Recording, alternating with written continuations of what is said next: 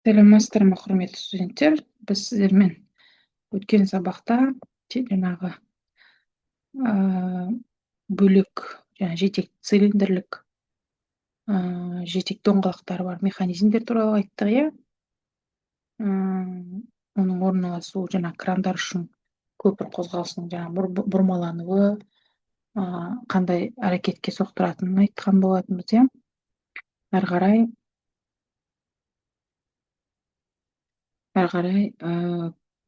жаңа сабағымызға көшетін болсақ. Так.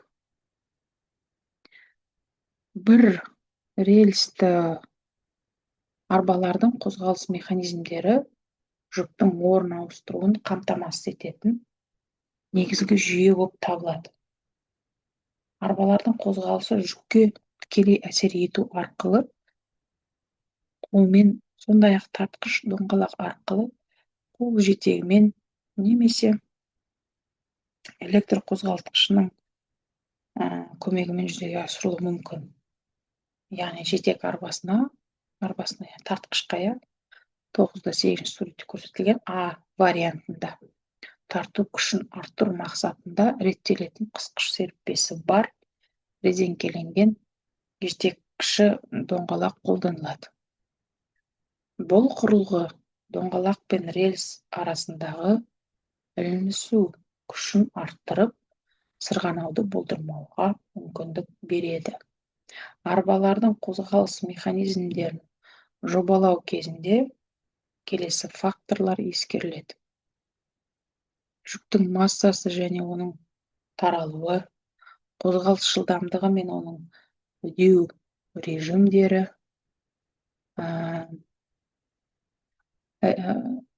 рельс пен доңғалақ арасындағы үйкеліс коэффициенті, қозғалтқыштың қуаты мен іске қосу сипаттамалары, осының барлығы жатады. Электр жетегі бар арбаларда көбінесе асинхронды қысқа тұйықталған қозғалтқыштар қолданылады.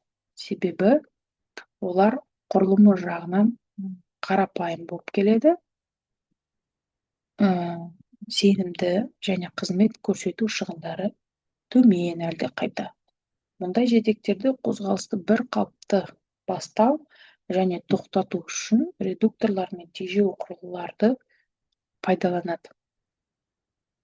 Қауіпсіздік пен сенімділікті қамтамасыз ету мақсатында арбалар тежеу жүйелерімен, шектегіш ажыратқыштармен және жүктемеден қорғау құрылғыларымен жабдықталады. Сонымен қатар, арбаның тұрақты қозғалысын қамтамасыз ету үшін рельс жолының түзу әрі тегіс болуы маңызды. Қосымша түрде өндірістік жағдайларда арбалардың жұмыс режимі, яғни қайталама қысқа мерзімді, ұзақ мерзімді болсын, қосылу жиілігі де есепке алынады.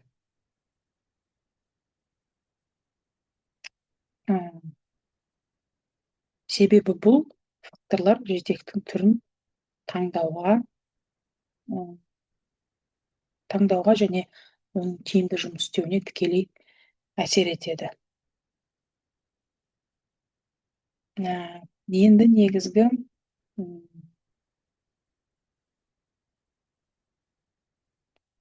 яғни жүк жаңағы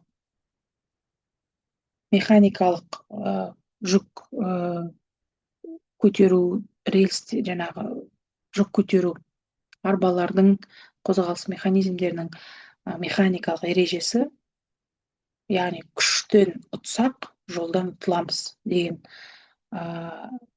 жаңағы ереже бар. Яғни полиспастпен, мысалы, 4 есе жеңіл көтеретін болсақ, арқанды 4 есе ұзын тартамыз. Энергия сақталғандықтан басқаша, яғни болмайды. Бұл рычаг, блок, көлбеу жазықтық барлығына ортақ. Статика және динамика жағынан айтатын болсақ, яғни статикада жүк ілініп тұрғанда барлық күштер теңгерімде. арқанның тартылу күші жүктің ауырлық күшіне тең болады. Яғни осы сәтте тежегіш жұмыс істейді. Егер де тежегіш істен шығатын болса, бұл жаңағы екі теңдік, яғни арқанның тартылу күші мен жүктің ауырлық күші бұзылады, теңдігі. Динамикада жүкті қозғалтқанда инерция пайда болады. Яғни егер оны бірден кенеттен көтеретін болсақ, арқанға түсетін күш 2-3 есе артады. Сондықтан жүкті баяу темппен көтеру керек. Өзі гос стандарттарда динамикалық жаңа коэффициент деген ұғым бар. Материалдардың жаңа кедергісі, ол кедергілерді ескерген жөн. Яғни арқан, ілмек, барабан бәрі жаңа созуға, сығылуға жұмыс істейді. Созу кернеуі бұл сигма F бөлінген А деген, яғни арқанның көлденең қимасы, S деп те айтуымыз болады. Қанша үлкен болса, сонша берік болады оның кернеуі. Теориялық негізгі 4 элемент бар бұнда. Яғни жетек, яғни бұл мотор, немесе адам күші, яғни ол энергияны береді, біз жоғарыда айтып өттік. Беріліс, яғни ол редуктор, полиспаст болсын. Яғни ол не істейді? Күшті өзгертеді, атқаратын қызметі күшті өзгеру. Иілгіш орган, ол дегеніміз біздің жаңағы шынжыр, арқан, ал ұстағыш орган дегеніміз бұл крюк, яғни жаңағы грейферлер, бағана өткен біздің, ол жүкпен жанасады. Бізде бұл жаңағы жүк көтергіш механизмдерде нақты маңызды теориялық ұғымдар бар. Бұл теориялық ұғымдардың келесі болып табылады. Яғни жүк моменті. Жүк неғұрлым алыс болса, кранға түсетін жүктеме соғұрлым көп болады. Сондықтан жаңағы стрела дейміз, ұзарған сайын көтеретін салмақ азаяды. Түсінікті ғой, орнықтылық коэффициенті. Орнықтылық коэффициенті бұл кран аударылмай тұру үшін кемінде 1,15 болу керек, 1,15. Яғни бұл есептеулерді грузоподъемный машины пәнінде өтеді. Ол сіздер мысалы жаңағы горный тау-кен жаңағы мамандықтарында бұл грузоподъемный машинадан өтесіздер. Сырғу коэффициенті, яғни арқан барабанға қанша рет оралса, сырғу ықтималдылығы сонша есе азаяды. Яғни жалпы біздің осы курсымызда барлық лекцияларымызды біз өттік. Осымен біздің сабағымыз аяқталды. Назар салып тыңдағандарыңызға рахмет.